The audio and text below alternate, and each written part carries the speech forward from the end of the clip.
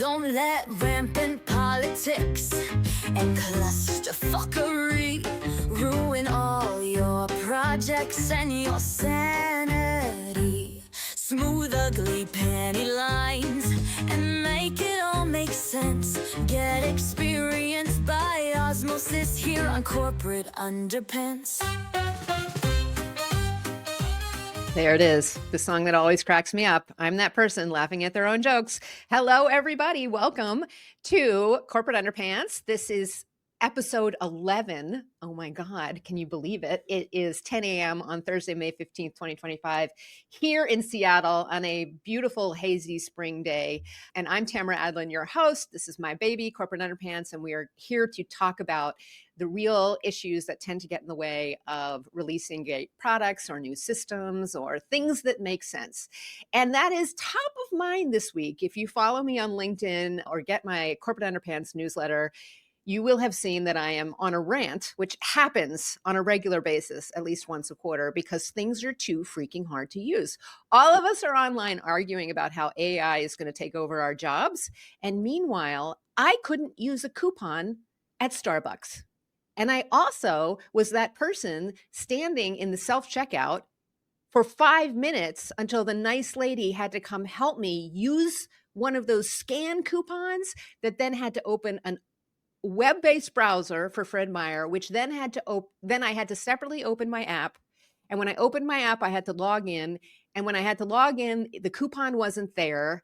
And there were 17 rewards programs all lined up on there. And I could not get the thing to work. And I was bound and determined to get my Chobani oat milk unsweetened barista blend at $1.99. So the nice lady had to help me. The nice lady is in caps. And the nice lady was clearly sick of helping people that she considered elderly and out of touch. Now that I am elderly and out of touch, even though I'm in the business of making things more usable, I am encountering stupid stuff all the time. A lot of it has to do with us, companies, not us. We're perfect. Companies adding and adding and adding features and benefits and boosts and new rewards programs that can leave the rest of us completely and utterly confused. And it's ironic because companies start things like reward programs and coupons to delight their customers and keep them there and make them want to use the app and make them shop more often. Whereas at least for some of us, it's leaving us completely frustrated, which is the opposite of what they want. And at this point in time, I'm going to say this, I'm going out on a limb.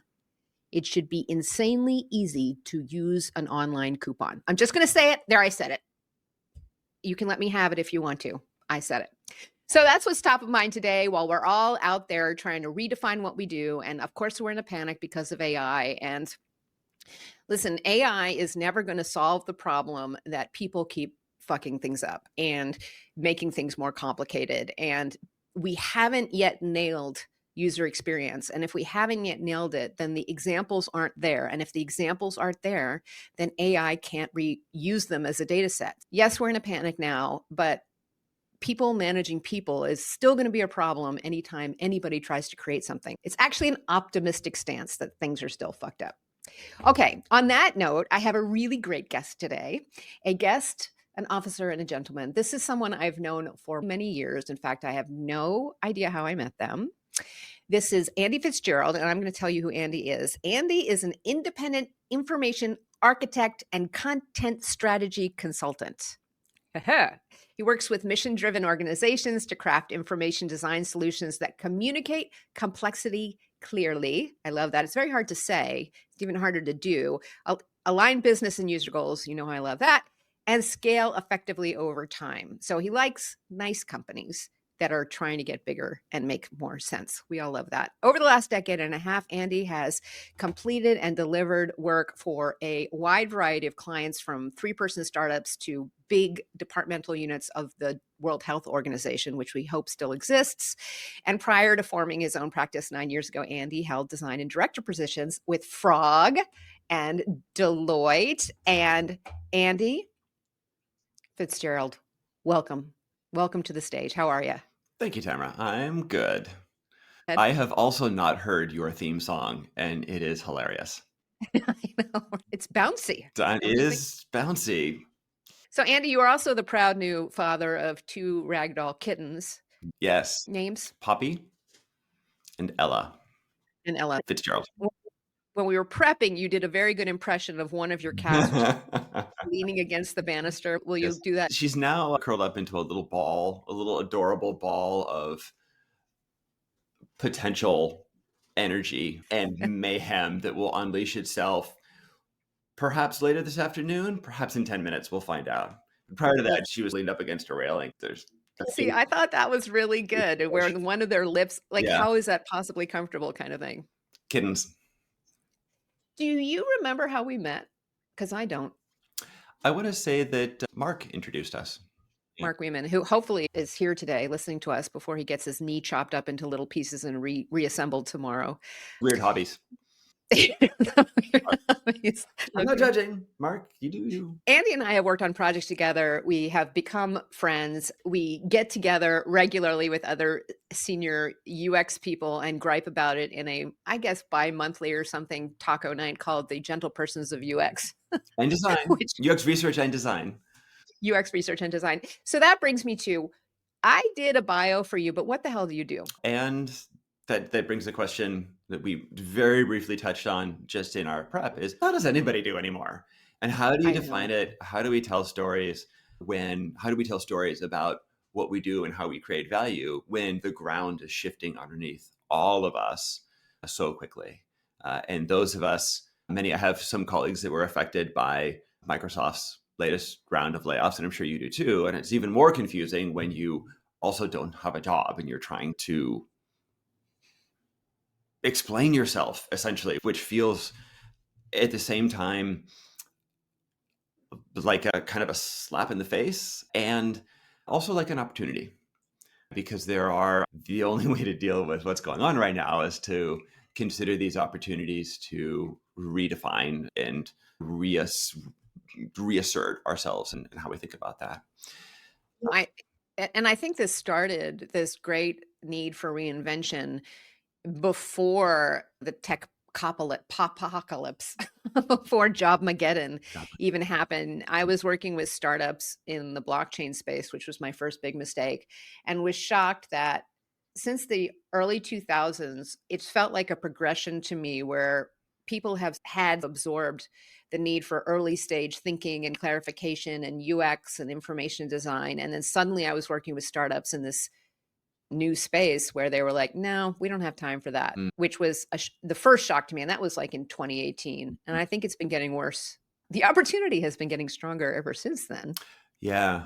Yeah. And you bring up a good point. And the word of the year last year, and maybe be the word of the year 2 years in a row, the enshittification of products and services, which if we don't think there's some correlation in people kicking designers out and trying to replace them with anything else, and the enshittification of services, and your coupon story from the very beginning is a very concrete, a shitty experience. Why can't we use coupons now? Why are these things still plaguing us? I received earlier this week an empty envelope from Amazon. I was intending to get a very nerdy piece of equipment for a very nerdy project that we didn't need to go into. And the envelope arrived on my porch, and it was one of their little padded bubble envelopes, yay big. It was unsealed, had never been sealed, and it was just plumb empty. The driver took a picture of it on my porch as proof of delivery, and I looked at him, what the actual fuck is this? Like, how? It's not that we don't know that delivering empty packaging in lieu of actual products is a problem, or that we don't have the methods and processes to fix them.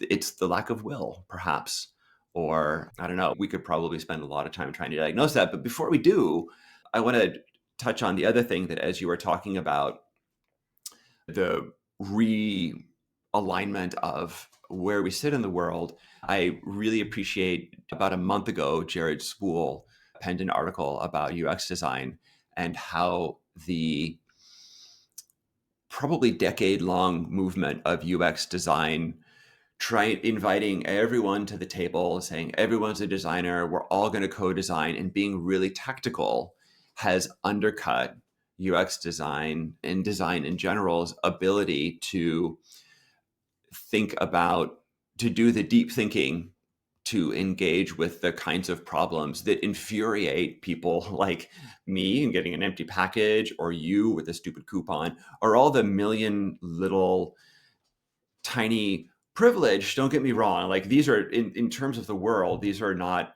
if we were going to address problems, I would start elsewhere. But if we're these tiny little sort of insults that just seem so pointless. Okay.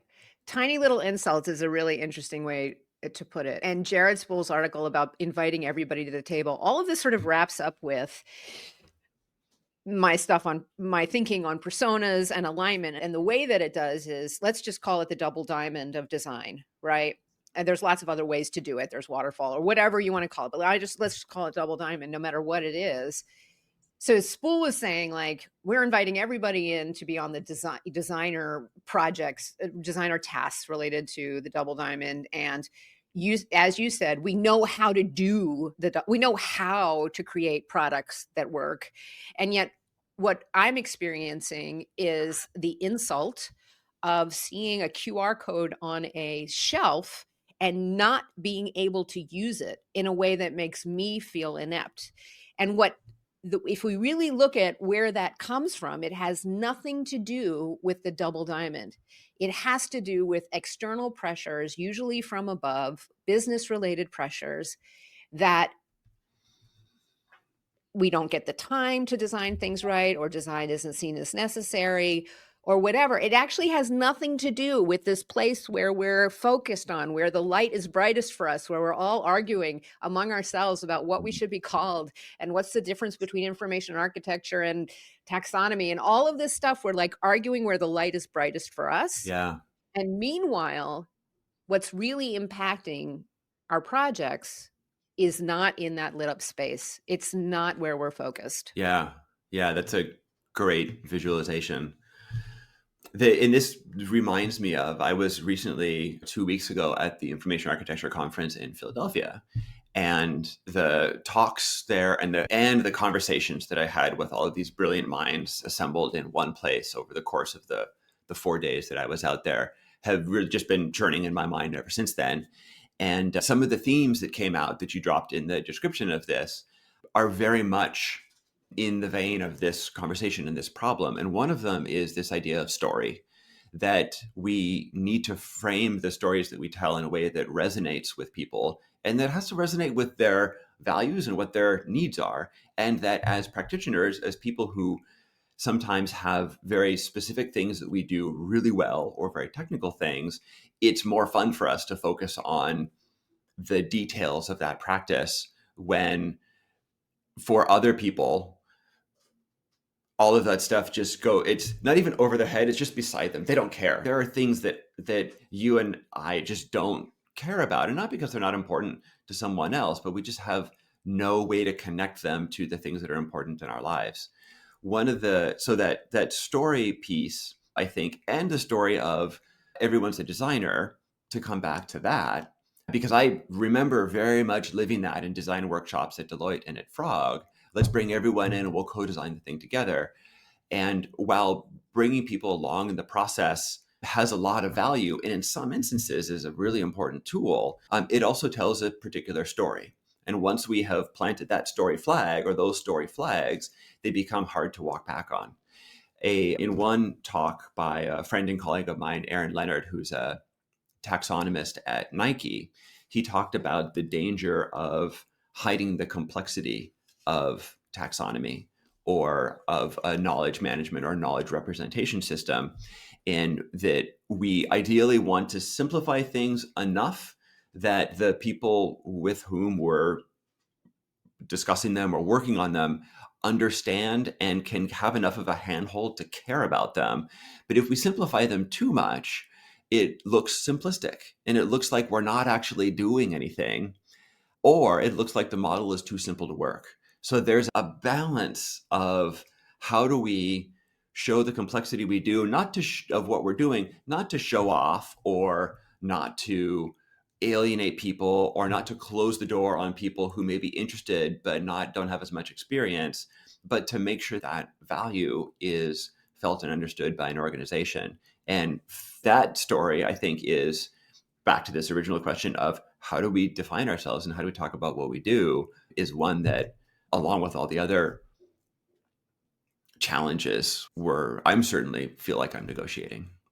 Okay, so let's also bring that back to make that concrete. There's been a running sort of joke argument between us for Joking? many years where I keep saying that I don't fully understand Hmm. what you do. Hmm. And I have my own picture of what you do and your expertise, which is if I was going to make a website to manage the stars, Andy would have to be on the team. Like or a giant forest, right? If that's the information space, if there's places that have so much information, a gazillion pages Mhm. and a gazillion times 3 paragraphs and however many times that of words that they have to manage or present or make useful or make usable, Mhm. you're the guy who can tame that. You're the one who can create the paths through the forest or follow the paths through the forest or clean up the paths.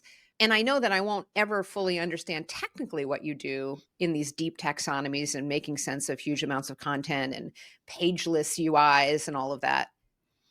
I know that's your space, Mhm. and I know that's a problem that I can't solve, which may be enough to get you work. I don't know. Mhm. Is it enough usually? How do people you said you work with mission-driven organizations. How do people know they need you? Yeah, that's a great question.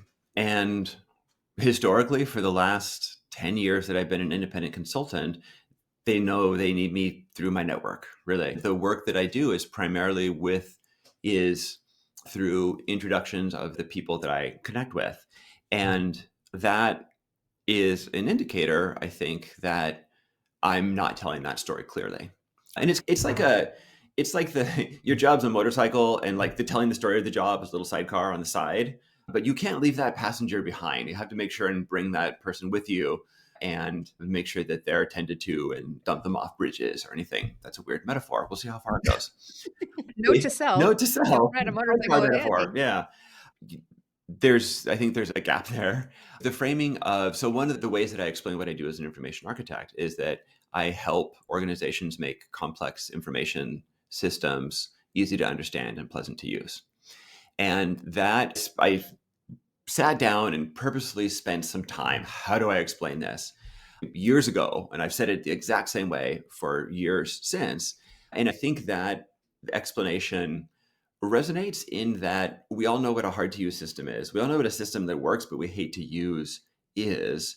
So it works on that sense, but at the same time, it's still very abstract and it's still very intangible in terms of what's Andy actually going to do. One of the ways that I'm thinking about explaining that better and narrowing down the way that I engage with clients is thinking about content operations. And content operations is the ensemble of people, processes, and technology that we use to create content.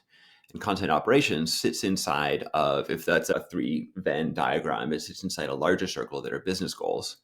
And those business goals sit inside of a still larger circle, which is the context that business operates in, or the organization operates in. Okay, wait a second. Are companies aware that they have a content operations problem? Or are you introducing this word into business?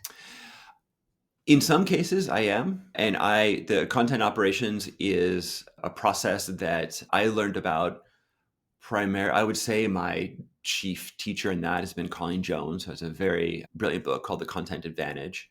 Actually out in a new edition now. I haven't read the new edition, but the second edition is fantastic. And also Carrie Hain and Mike Atherton have introduced some of those concepts. But Colleen Jones certainly is the one that I credit with putting the most structure and framework around that. And yeah, I introduce that sometimes. It's also a term that I think is gaining traction.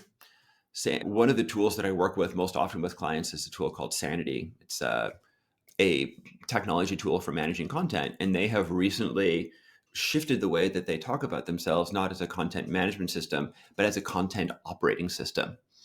And they're doing the work to make that label stick. Okay, so in the same way that I was glad that the book Aligned came out because it's doing some of the heavy lifting Yeah. with bringing the word alignment Hmm. into the industry. Hmm. Sanity, that software is helping to bring the word content operations. Let's bring this to those. I think a lot of the people who listen, giant number of people who listen. Double digits today, maybe? It's huge. So the way this ties all back to corporate underpants, Mm. which is the way that organizational issues and politics and personalities and crap get in the way of us doing our best work, even if we're really good practitioners, is that at this moment, I think it's nearly an impossible task to figure out what problems companies think they have Mm. that they want to solve. I think anytime a company has a problem and they look for a consultant or a new hire, they go to the solution first. They try to write the job description, which Yeah. is the solution, or they call for an RFP in which they usually overdefine how to fix the problem. Yeah. And for me, as somebody who's in another reinvention pattern for myself, it's so hard for us to figure out what the problem is.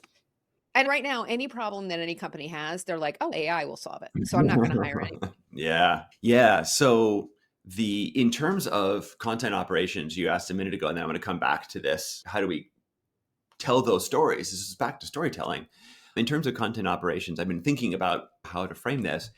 Every organization does have an approach to content operations. You have an approach to content operations. All of the clients that I work with, whether it is helping them adopt a purposeful, goal-driven content operation strategy, or whether it's helping them rescue one that is completely sideways and counterproductive, and I work with both of those, have a content operation in effect. The problem is, if you didn't design it, then it's not working for you. Just like information architecture, everything that we interact with has a structure. And those structures are designed, or they emerge by default or by design. And if your content operation system has emerged by default, because you have people, processes, and technology, everybody does when you create content. If that emerges by default, it's the defaults of the tool that you're using, or your bad habits, or your corporation's bad habits to get Okay, directly to so the actually underpants. my example of the coupon turns out to be perfect, right? Mhm. So I'm in Fred Meyer or Kroger or where, Right. and I see this scan coupon with a QR code, and I scan it, Mhm. and it initiates this whole process that if you look at it in isolation with Mhm. people who are already familiar with using on a regular basis the Fred Meyer Kroger app on their phone, Mhm. it's probably relatively smooth. But what they're Mhm. not considering is that if you don't already understand the content structure, the mental model of rewards versus points versus Mhm. QR versus coupons versus flyer, whatever the hell it is, Yeah. if you don't already understand that, it can send you into a huge frustration storm. So, to your point, if they keep adding stuff like that individually makes sense, Mhm. then they did not design the entire Yeah. experience. Exactly. They can say rationally, we designed really well the new QR code on the shelf experience, Mhm. and they could say that they designed the mobile app experience, which they did. And I'm sure they have great designers. Mhm. And I'm not critiquing the designers. That's the whole point. Yeah. You can have great designers, you can have a great process, you can have a great double diamond, you can test within an inch of your life. And yet the content, the structure can evolve, barnacle-based design, where things just keep getting added on, Yeah. and it gets added on because business wants it to catch up or because a new vendor came in. But if I like the way you said it, if you didn't design it, then you can't control it. So how would a content operations person, Mm. I'm putting you on the spot Sure. because Good. how would a content operations person come in and attempt to untangle my coupon problem. Yeah. So I had a conversation with a potential new client yesterday where we dug into this very problem. And I used the same model that I talked about before. And here I'm gonna draw it because we have. Okay, I'll put a screenshot of this or something in Oh the. no, I'm gonna hold it up to the camera. I know some people are listening, Oh, right, with their all right. ears, Here, ear I'll holes. explain it as I go because Okay. part of my point. There's my. Oh wow, it's blue, super not readable. Oh, it's a Venn It's a diagram Venn, with it's 3 a Venn circles and then a diagram bigger with circle a around circle it. around it and a circle around it. We have, I guess that wasn't really worth the time to draw it. Sorry, everybody. I hope you get that 30 seconds back some other place today. People, processes, and technology, that's our overlapping circles in the middle, inside of business goals, inside of the broader context. And what you just described, the probable evolution of your coupon clusterfuck, was probably pieces that were designed as point solutions or reactions to a particular problem or an executive's pet project or a technology shift or whatever, but were in perhaps even coordinated, but probably not coordinated in the larger circle of business goals or the larger circle of context. And this, as I was having this similar conversation with someone yesterday, they asked, we have this system that is hard to use and doesn't allow us to do the work that we're going to do. How do we fix it? And my response was, you first have to understand your business goal. You have to understand what you need it to do, because What you needed to yeah, do. That's right, because you can I think it's Arthur Deming, maybe, the difference between a system that is designed. Oh, damn, I'm going to mess up the. Okay, forget about the quote. But you can build something right. There it is. You can build something, but not build the right thing. And if you don't know what right, the so thing let's is, okay, here's a way to make that concrete. Like let's pretend we're Fred Meyer. Now, if the business goal was of putting up those QR codes on the shelf was to get frequent shoppers to try new products, that would be a different business goal than getting occasional shoppers to become app users. yes. Because if the business goal was to get frequent shoppers to try new products, that design probably worked because their phone probably already had the app. Mm-hmm. And when they scan the QR code, it probably, and actually the app was probably already on because they were using it during their shopping experience with the coupons. And it would immediately do something in the app that would make it easy for them to try a new product. Mm-hmm. If, however, the business goal was to get someone like me to be so intrigued by the $1.99 Chobani barista unsweetened oat milk Mm-hmm. to actually use the app, then it completely failed. Mm-hmm. It totally because in the latter case, one person being upset and frustrated is not okay. Yeah. Because I'm their goal. Right. Catching me on a fish hook is their goal. Yeah. If you are the goal, I'm thinking of. That's the question. That's what I'm saying. Yeah. If the goal was to get somebody who already has the app to try new products, it probably worked. Yeah. And I'm thinking of another one of your recent tirades. We should catalog these. Tirades? Camera tirades. Yeah. Yeah. Your airline boarding pass. You in a comment you mentioned that, or maybe it was a text message, I don't know, that some software engineer took the time and the effort to mansplain to you how you were wrong about that. So telling the user that they're wrong because the app doesn't work for them, of course, as user experience professionals, we know is ridiculous. So you weren't, and I just didn't bother to write this or send it to you. So I'm telling you now, you weren't wrong. You might just have been an edge case. And businesses, this is why that business goals circle matters, because businesses have edge cases. There are some customers that, as you've said, we have to make extremely happy or we completely fail. And there are some customers we just don't care about. Okay, but in the online boarding pass thing, the edge case there, actually, I'll reject that because my point there is not that, I may be one of the few people that gets confused, which I think is different than an edge case. I think it's that. That's fair. Sure. it's not a use case edge case. It's that maybe not that many people are as dumb as I am. But my point is that in design, with something like an online boarding pass and the relatively small amount of work it has to do, there's no excuse for anybody to be confused. Yeah. Yeah. There with the coupon thing, maybe I am an edge case, probably not. But what I think is a really fruitful conversation there is that all of this success, even the definition of the problem, depends on what the finish line is and how you'll know that the project was a success. And that's core to all the alignment work. That's core. It sounds like it's become core to your work as well. And even to you selling your services is getting the focus back on how will you know this project was a success? Yeah. Yes. Yes, absolutely. And identifying clear metrics and what you're trying to accomplish. I had, as you probably know, I built a taxonomy management tool for this content operating system, Sanity. And I use it with my clients, and some other folks use it as well. And sometimes people write me with questions about it. And someone recently wrote me with some questions about how to structure a taxonomy for a sports site.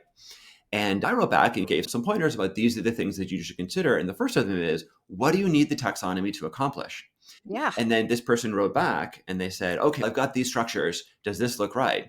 And I haven't responded yet. If you're listening, maybe we can do this here. But my response is, I can't tell you if it's right if you can't tell me what you're trying to accomplish. You have to define the goals first. And I think with the speed with which organizations operate and what we've seen recently, this very reflexive reaction to we have to do something with AI. How do you know that's successful if you haven't? That's not a goal. It's not a goal. There's no numbers. Yeah. And goals are really interesting too, because you said business goals. And I think like in a more sophisticated way, we've got to, not that you don't, that sounded like criticism. It wasn't. But that when like business goals are central to the alignment persona process, which both of us have used. And the first thing, and it's actually not really business goals, because business goals in the broadest sense are what are we trying to do this year, or OKRs or things like that. What for me anyway, what I have to get to is for this project, for this scanner on the shelf, what numbers have to change by how much in what amount of time? Yeah. So I wouldn't accept helping Kroger unless they could tell me, when we initiate the shelf scan system, our primary goal is to get 100 new app downloads a day from previously non-apt customers, or within 3 months of the shelf scanner, or, and probably both of these are relevant, or is our goal to get existing customers with long purchase histories to try one of the scannable products that they've never tried before on each new shopping trip. Now, and that's for this shelf scanner project. It's super narrow. And then forcing the priority. Which one of those is more important? That's not saying we're going to make the other one a terrible experience. Yeah. But if you can get to that narrowness, that's the hard part. Because then you can make a taxonomy that does any of those things. I can make a design that does any of those things. Yeah. We're ignoring the hard part, which is helping them get to that clarity. Yeah. Yeah. And aligning on that clarity. And this very much reminds me of a project that you and I did with Seattle Children's years ago, where Seattle Children's Hospital. Yeah, but this is a great example. Yeah, where we ran that alignment. You led the alignment personas workshop. That's where I learned about it years ago, and I've used it multiple times since with different clients. But we identified those goals, and then we used, to help them prioritize, we used a Titanic metaphor. Your project is Titanic. There are lifeboats. Everybody, unlike the Titanic, everyone's going to get on the lifeboat. But you can't put everyone on the lifeboat at the same time or it'll flip over. Who gets on the lifeboat first? Nobody's getting left behind.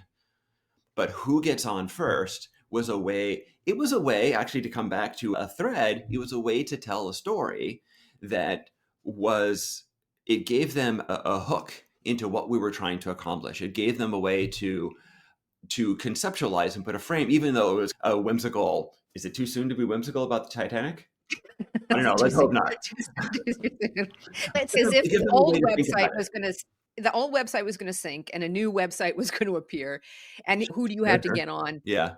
and Yeah. satisfy Yeah. first? Otherwise, you're going to get 400 calls to Yeah. the front desk and it's going to overwhelm your Yeah. staff. And that particular conversation gave us a framework to, with Seattle Children's in particular, who has a very complex space because they're a foundation that provides the money. They're a research institute associated with the University of Washington, and they're a clinical care hospital.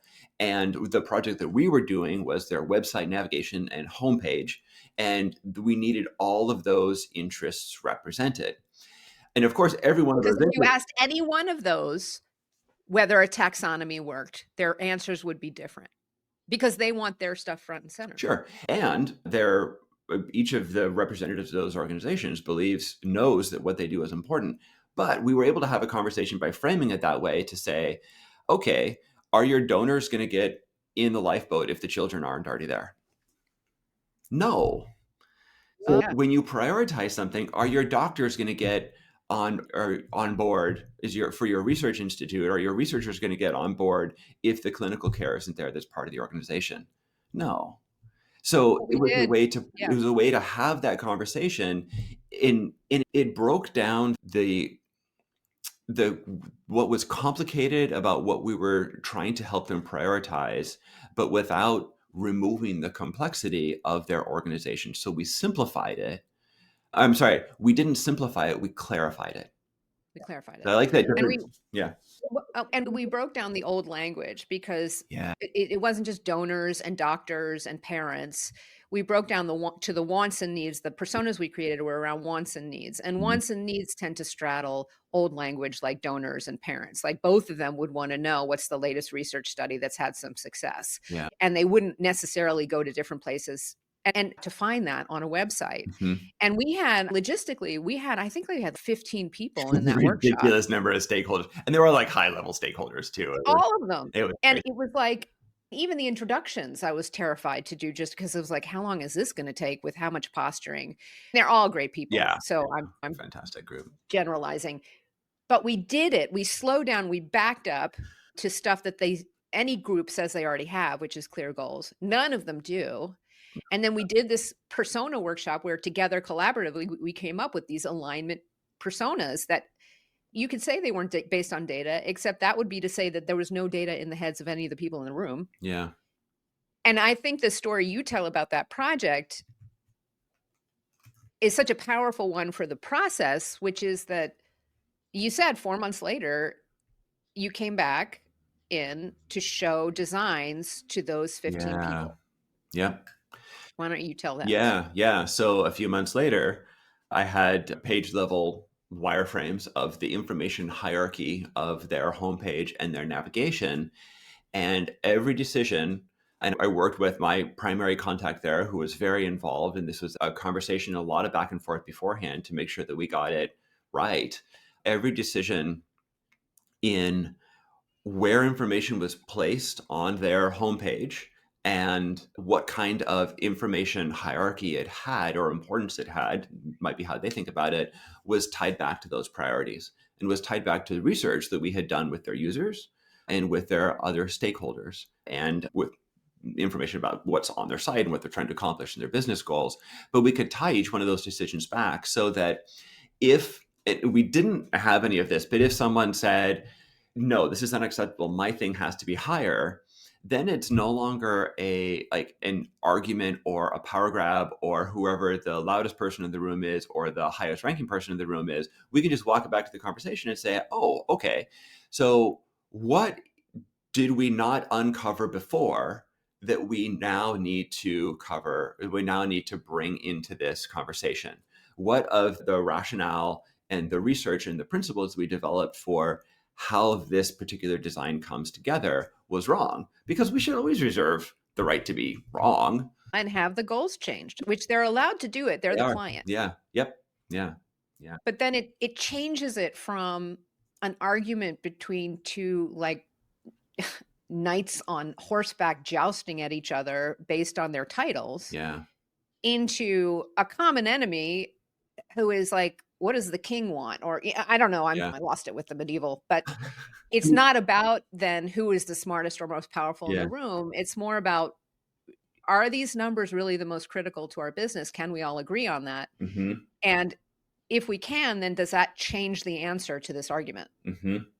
I'm looking for the book because I can't remember the title, but there's a book on negotiations, not on that shelf, by the Harvard something institute, decades old, that talks about the difference between position and interests. And if in this, And you said that you were talking about values too in yeah, some and of your value, notes from yeah, the conference. yeah, but the difference of the trap potentially with stakeholders and getting political about design decisions is that people have a tendency to stake out positions and say, this is the position I'm taking, and then they defend that position. Whereas if we can identify what everyone's interests are, then we can find a solution that matches those. Because if you have two positions and you can't be in two places, everything can't be at the top of the page, right? That's one position. You can't reconcile that. You have to make compromises. And a compromise is a space in between positions where no one's happy. Whereas if you can articulate interests, then, and this does tie back to the values a little bit too, but if we figure out what everyone's interest is and what they're trying to accomplish, then we can find a spot and a configuration of an information design or solution that actually meets all of those interests. But we have to get away from the positions. So like at Seattle Children's, they're without any data I can say, one of their shared interests is going to be fundraising. Yeah. Right. And what it is that makes people open up their pocketbooks. Mm-hmm. Yeah. Right. And so a shared position would also be being able to show off the achievements in research or in number of patients helped or whatever. Mm-hmm. It's in all of their best interests to make that rise to the top of the page. Yeah. Even if that means that their particular program's involvement in that is 4 inches down on the page. Yeah. I think this is something that another point of this podcast, this experience by osmosis thing, and the persona that I have in my head for corporate underpants is Sora seeking seniority.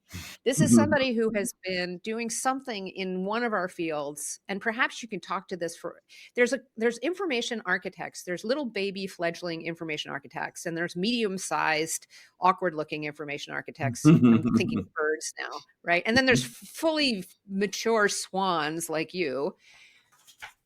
What is it that what are those moments?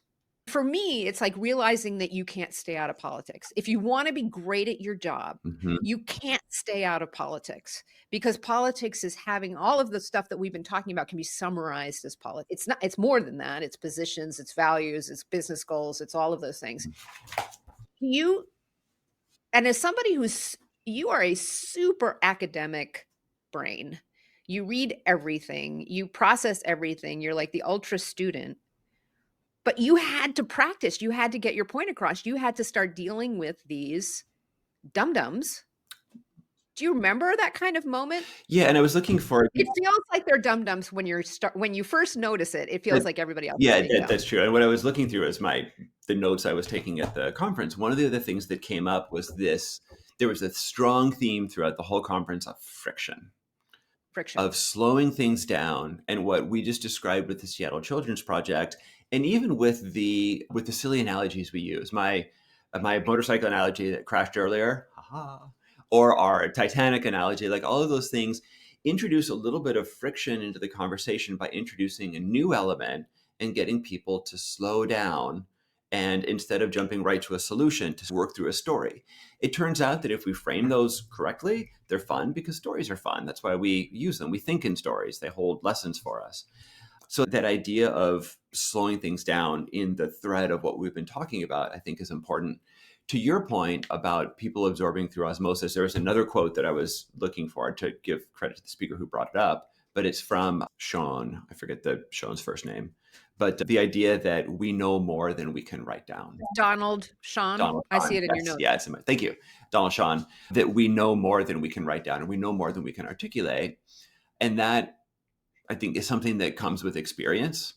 And that is by slowing down, by introducing friction into our process, whether it's through stories or through tools or through workshops.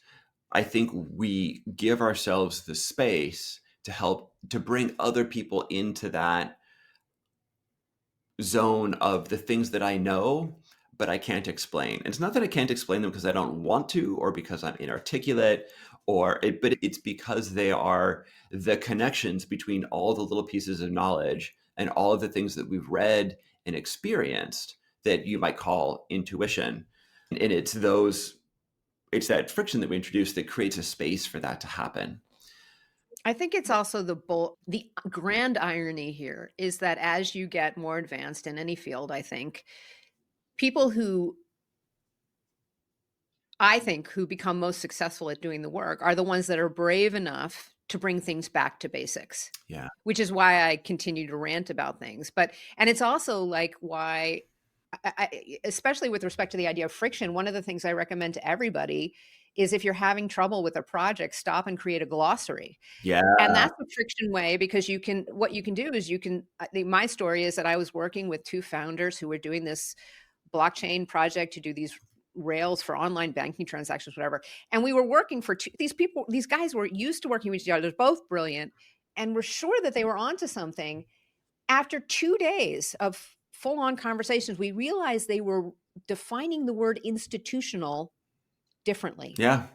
And we only found that out because I said, I don't understand what institutional Yeah. means. And that's probably the most valuable sentence that I, as the senior product designer, offered into their business evolution. Yeah. I don't understand what this word means. Yeah. And that slowing down takes a bravery. It takes enough experience to know that everybody's confused. And that if you're willing to take the heat for that, that you're doing a great service to the business, to the product, to the users. Yeah. Yeah. The idea of a glossary is just huge because we talk past each other in these tiny little ways that amplify over the course of a system to be these huge dysfunctions. There's a quote that I believe it's the motto of special ops, maybe, that slow is smooth and smooth is fast. That's been coming up a lot lately. Yeah. There's a third line to that is something like blood is slippery. I just leave that one off. Oh my God. Yeah, I know. It's special ops. I think slow is smooth and smooth is fast may be coming up because AI is the opposite. And blockchain was the opposite too, which is why I was used to it before AI came along, which is that everything's fast. We just do it fast, blah, blah, blah. Yeah. And Mark just gave the Richard Saul Wurman quote, you only understand something new relative to something you already understand, which is also a super powerful principle that I often bring into conversations. This idea of friction, as you point out, Tamara, is very much antithetical to AI, to let's just get everything generated and it'll be out there, versus slowing down and saying, are we really meaning the same things when we say these words? There's another thread that's been burbling in the back of my brain as we've been talking, and that is the idea of rooting concepts in the real world, or the idea of what's the simple concept underlying your coupon, for instance. And this gets back to accessibility as well. What I would not be surprised if the coupon experience you described is also one that is inaccessible to people that are using assistive technology. And while that... Oh my God, I can't even imagine what they're experiencing. Exactly. And that alone is reason enough to go back and rethink this. But as an information architect, what I find is that if we have defined the knowledge objects and the information in our space clearly and consistently, then web accessibility, which is a well-documented and well-understood but often neglected aspect of web design, if we've defined our objects clearly, web accessibility is almost trivial to bring in. It becomes then just a matter of making sure that you code the right things. If you don't know what your objects are, or your content operating system is designed by default, it's Franken designed of like parts stitched together from various corpses, accessibility is a nightmare because nothing is clear, and the tools that exist, the very good tools that exist to make things accessible, can't work with this mishmash of dead limbs that you've stitched together. That's another really interesting point, right? We know how to do accessibility. Yeah. The tools are there, the techniques are there, the buttons are there, the readers are there, right? Of course, it all needs to be improved, but we're not even using all the stuff that we have because we're dealing with such a mess that we can't even apply the tools that we Yeah. have. And there's a corollary that people who, when I was in college, I applied for a job I'm glad I didn't get, for a website. And I did an evaluation of their website. This is when I was a grad student. And it was in, I don't know, probably 2010. And they were doing a table layout design to do the visual design. So it was all like images and tables, and there was no accessibility of any of this. And it was a journal. And I did this as part of, hey, you should hire me to work on your website. So I'm like, I pointed out these things are accessible. And the professor, I don't think there's any blind people reading our website. And I was just like, screw you. Because eventually, like, you are going to need these kinds of tools, and also doing it right, it brings you other benefits. And one of those other benefits, not that we need additional benefits to make things work for everyone, but one of those benefits, again, came up in this conversation I had with a potential client. What the hell are we going to do when AI and Perplexity and LLM-based tools upend the way that we publish everything?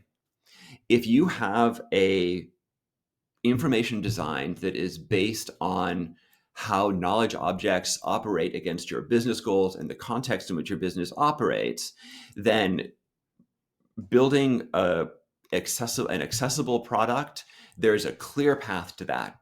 Adapting that information that you're trying to communicate to whatever comes next, there's a clear path to that because you've defined that system.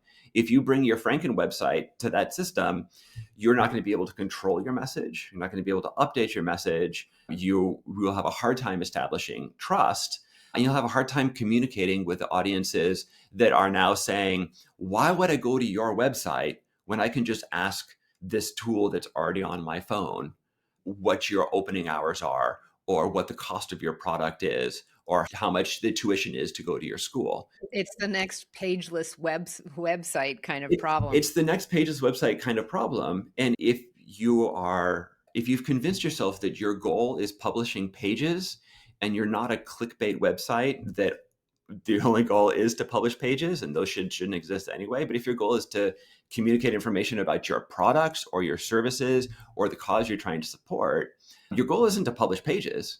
It's to get the ideas from your organization into other people's heads.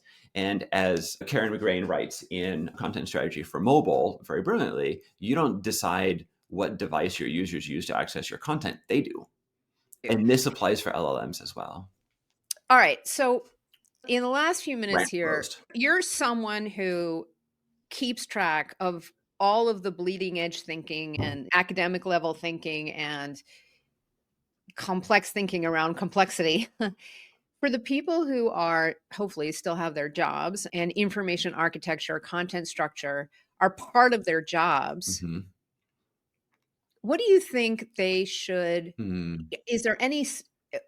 What are the three things you think they should think about tomorrow? Yeah. Or one thing? What is it that you think Yeah. they should be thinking about? I would first echo advice that I've heard or read in professional circles is you can't keep up with everything. So No. don't. And I, even in just trying to keep up with the updates of the tools that I use, last week was Figma and Sanity both had these major updates and releases. And I'm just like, how do I keep up with all of this? You can't. But it means that the people you're trying to help also can't keep up with it. So if you can bring something to them that provides value because they're trying to sell their widgets, or they're trying to get their research funded, or they have other jobs, whole other jobs that they're doing. Even if you can't keep up with everything, you can find pockets where you can help. And that, I think, identifying the places where you are going to focus is important. It's important in user experience design to have kind of a broad base. And I think this is something George Boole has written about recently as well, that the era of the hyper specialized, I only do user research, is probably coming to a close, and maybe for good, right? That it helps for people to have broader experience. But for me, and I say this with some reservation, because it is very much a position of privilege of someone who does have a job and is educated, not to mention being a white male. But do the thing that you're interested in, for me, has been helpful. If you're passionate about LMs, or you're passionate about accessibility or headless design, learn about that. Use that as an area to focus and use that to orient yourself. It's not, I don't have any evidence to prove this, but it's been something that I've been following for years. And why I've been independent for so long is it allows me to follow through with the things that interest me the most. And what I found, and again, some of this is privilege, but what I found is that tends to lead to ways that I can help people. Whereas when I've been working for organizations that kind of constantly shift me from one RFP to another in order to win projects that are all the same or all not very interesting, I very much felt like I was floundering and not doing much. And whatever you're interested in, you crave making sense of. And if you can make it make sense Yeah. to yourself, then you can potentially make it make sense Yeah. to other Yeah. people Exactly. Yeah. Very well put. in the great translation job that all of us are in. Mm-hmm. Andy, thank you so much. The one complaint I have is that we did not get to see even one kitten out of the 2 that are available in your household. We will have to rectify that with another visit, I hope. Thanks for your time, everybody. Follow Andy Fitzgerald on LinkedIn and on andyfitzgerald.com, and you will get really great thinking about sanity and other sane and things. lowercase. Yes. Tamara, thanks so much for having me on. It's been a great conversation. Oh, thanks so much, Andy. Okay, we'll see you next time on a all-new Corporate Underpants Live. Bye, everybody. Thank you for joining me for another episode of Corporate Underpants, and there's lots more to come. If you have any projects that you need my help on, if you're interested in coaching to help you become a more senior product leader through understanding alignment and politics, or if you're interested in any of the classes or other learning materials and books that I'm developing, please visit my website, www.adlininc.com, and get in touch. Let's talk.